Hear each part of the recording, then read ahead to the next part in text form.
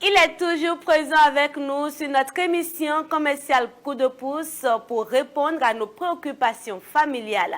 Il s'agit du révérend pasteur Aimé Prudenstido, coach, formateur, consultant en question d'entreprise et de famille. Dans Instant Famille, nous allons aborder un thème précis. Pasteur, bonsoir. Bonsoir Belvide et bonsoir à tous les téléspectateurs. Comment vous allez? Je rends grâce, je bénis le nom du Seigneur. Amen, alléluia. Pasteur, rappelez-nous la thématique de ce jour. Aujourd'hui, nous allons parler de la générosité en famille. La générosité en famille, qu'est-ce que c'est? La générosité, d'abord, c'est la qualité d'une personne qui est prête à donner ses ressources, son temps, pour pouvoir aider une tierce personne et en retour ne rien attendre. D'accord. Pourquoi la générosité en famille? La générosité en famille parce que la famille constitue la cellule de base de la vie. Et si une personne n'apprend pas la générosité en famille et ne manifeste pas la générosité en famille, cette personne-là ne sera jamais une personne généreuse à l'âge adulte, dans son foyer, dans son entreprise, et ne sera pas aussi un bon citoyen. Et Dieu a tellement parlé de la générosité que si alors on n'apprend pas la générosité en famille, qu'on ne devient pas généreux, on n'est pas béni de Dieu. Proverbe, le chapitre 11, le verset 25 pouvait dire « L'âme généreuse sera rassasiée et celui qui arrose sera lui-même arrosé. » Donc, Dieu veut que nous soyons généreux. Et d'ailleurs, il a encore dit « Il y a plus de joie à donner qu'à recevoir. » Donc, c'est très important d'apprendre à donner, déjà en famille, et de grandir avec cette qualité. Comment se manifeste alors la générosité en famille? Voilà. La générosité en famille se manifeste par le fait d'être déjà à l'écoute des autres, de donner de son temps pour pouvoir aider, entraider, poser des actes d'amour vis-à-vis des autres membres de la famille et aussi dans les travaux domestiques, s'aider dans les travaux domestiques, aider les parents alors à la cuisine, nettoyer la maison, ranger la maison, je parle des enfants.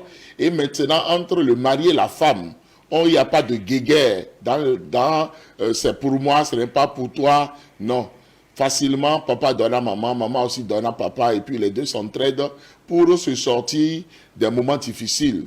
Et les enfants aussi sont vraiment unis autour du fait qu'ils se font beaucoup de bien.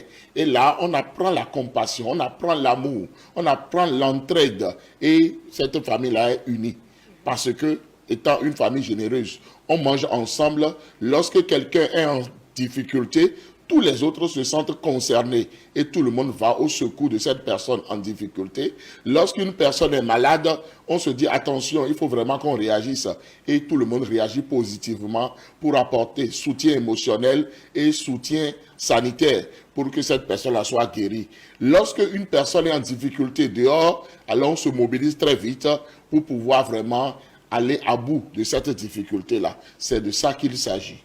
Pasteur, dites-nous, que pensez-vous des personnes qui existent et qui ne sont pas généreux en famille, mais dans la société, au dehors, ils sont tellement généreux et aimés? Ces gens de personnes ont subi sûrement un traumatisme et doivent maintenant pouvoir se dire la vérité à elles-mêmes. Parce que si on montre de la générosité dehors, c'est pour se faire voir, c'est pour être applaudi. Mais à la maison, on n'est pas généreux parce qu'on se dit, là, je n'ai pas besoin d'être applaudi. Non, on n'est pas généreux pour être applaudi. On est généreux pour se faire du bien à soi-même.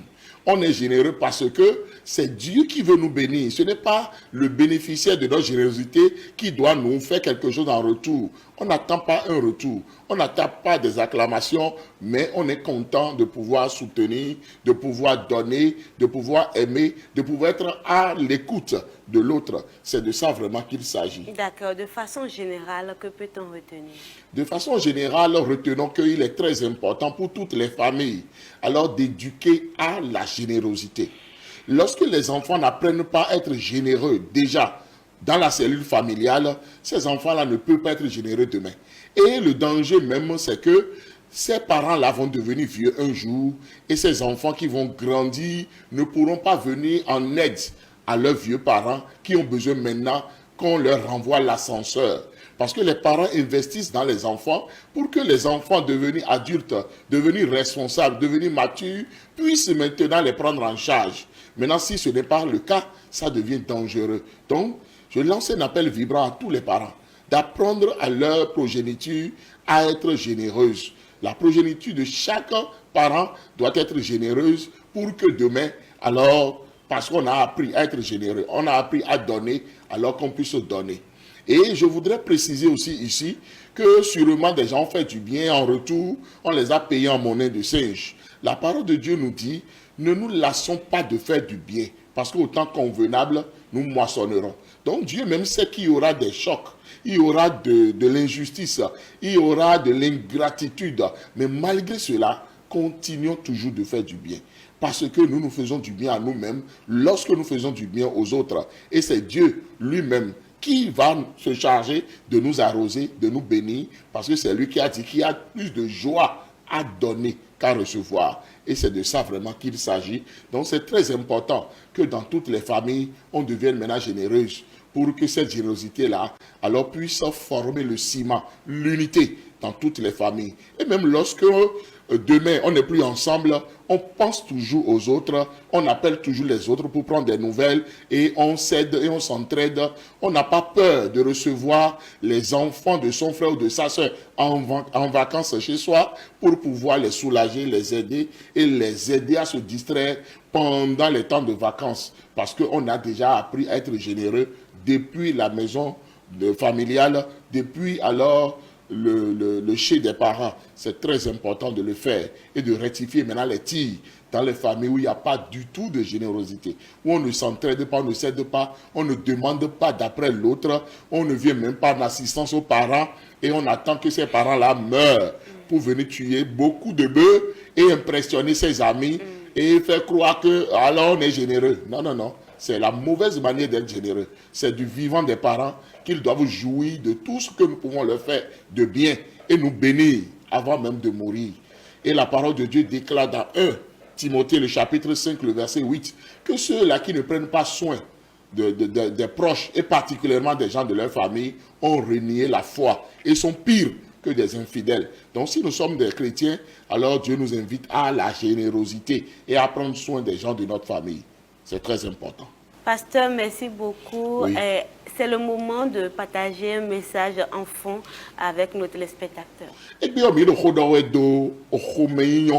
si nous avons nous miro wendo mi ton le me lobo mi ma plan xome nyinyo sinu wi wa vi mi ton le a nu to ko no ko ma no nyo xome se do ide le lobo na no gwa lo no ide le na no ze we nu to na no ze jo akwa we ya ina no na ko ide le lobo na no wa lo go nu me de a e na veu do xome nyinyo sinu wi wa ne do wendo le me we de te na ze we nti so jo nu no vi chele lobo na do to ye na wa lo go nu me do wendo me le ko gbe si aso le we ya nu di da we a e o me de da so je we a ah me le da so je we mi chite lobo na play to ko mi ni wa lo go ni mi ni do to e mi ni wa le ni enele we do na mo do wendo le me don tell to e meji to de ma kuno xome nyinyo sinu wi wa vi ton le a ye wa su so me de bu so na go alo nu ye a do vi enele na su lobo vi enele de ma okun ye nu na me a ne gama kholoa meji to le ma be ason e ma po a na me na veu lobo ko ine nu meji to le na jevu saji mi do fi o fi mi to le to gudo fi mi to le da so wa we fi mi to le je dokun fi mi to le to me chuo nuero mi wa we ri mi te si mo atike le obodo nunu ya mi do to ko di o mi si su to ko ko ya e do na mo gbede pon a mi do na pon fi mi to le de no wa da gbe bon de no bloko me yon si no bon de no na nu me bon mi do na le te pon vile na yin wa no yede lo bona no wa da gbe no yede nu e te wa su lo bo ma le ro to ro po me o me si vie na i vacances le me de gon ni tagbade a do e ko ro bu e o pon de no wa no bon do won do le me donc won do debu de do to do mi eti bo dagbe mati ro won do le me a alogo ino go alo no me de ro won do le me a ino na nu me ro won do ni o me gbere a e ko no du ndo po gbere a e no du nu po nu me de gbere po no won do ni o me a ndo na du be na fo e po na se ko igbe no vi che de tawadu e o no do a po nu me de a e do na do a po nu me e do na yi me de lo na de won yin si akoso khle ro won do le bi me nu ma o ni na ki go nkan to do ma wo do ko nu mi supoto do nu ni na me wo nu mi ma nu na me wo ya mi na moto na wa klure no po ha mi. Amen. Amen. Merci beaucoup, pasteur. Oui. Et nous constatons aujourd'hui, en dehors du thème général, Oui. qu'il y a beaucoup de couples qui se divisent Oui. tôt. Un message à l'endroit de ces couples et conseillez-leur l'un de vos livres. Oui, je voudrais vraiment lancer un appel vibrant à tous ces couples-là qui sont en difficulté. beaucoup de conflits. Le conflit n'est pas négatif, mais c'est la manière de gérer le conflit qui peut amener soit le bonheur, soit le malheur. Et c'est mieux de bien gérer pour pouvoir avoir le bonheur. Donc, je nous conseille mon livre « Boîte à outils des couples ». Dans ce livre-là, je traite des sujets très importants, très intéressants. Je vous donne rapidement le sommaire. Dans ce livre-là, je parle de l'amour qui est en crise dans les couples. Je parle de la communication dans les couples. Je parle des besoins fondamentaux du couple. Je parle de la sexualité dans le couple. Je parle de l'argent et le couple. Je parle des enfants du couple. Je parle de la gestion des conflits dans le couple. Je parle de bien vieillir ensemble. Je parle de la gestion des parents et des amis. Je parle de la foi, de la prière dans le couple. Je parle du travail dans le couple. Donc, j'ai embrassé tout ce qui concerne le couple pour que les couples ne continuent plus de se tirer dessus, ne continuent plus de se diviser, mais qu'il y ait maintenant l'entente, l'humilité, la bonne communication, l'amour véritable, l'amour vrai et la symbiose. Que les couples maintenant puissent être vraiment un. Oui, donc c'est très important de vous procurer ce livre-là qui s'appelle « Boîte à outils des couples ». Ça va beaucoup vous aider, ça va beaucoup vous accompagner. Merci beaucoup, pasteur. Merci. Dieu vous bénisse. Amen. Partagez avec nous vos contacts et vos formations. Oui, avant de donner mes contacts, je voudrais préciser ici que j'ai 20 formations que j'ai logées sur Telegram. Et c'est très important que vous puissiez venir à ces 20 formations parce que dans ces groupes où il y a les modules de formation, il y a aussi beaucoup de livres en PDF qui viennent renforcer la formation, qui seront une bénédiction pour tous ceux-là qui vont venir. Comme vous le savez, les formations WhatsApp sont des formations à vie. Ce n'est pas des modules qui vont se supprimer un jour. Vous êtes dans le groupe à jamais. Et c'est très important de pouvoir le faire. Pour me contacter, il suffit de taper le plus 229 95 15 67 40 ou le plus 229 97 56 63 34. Pasteur, merci pour le message partagé avec nous. C'était Instant Famille et nous avons parlé de la générosité. Pour plus de précisions, contactez le révérend pasteur Aimé Prudence Tido.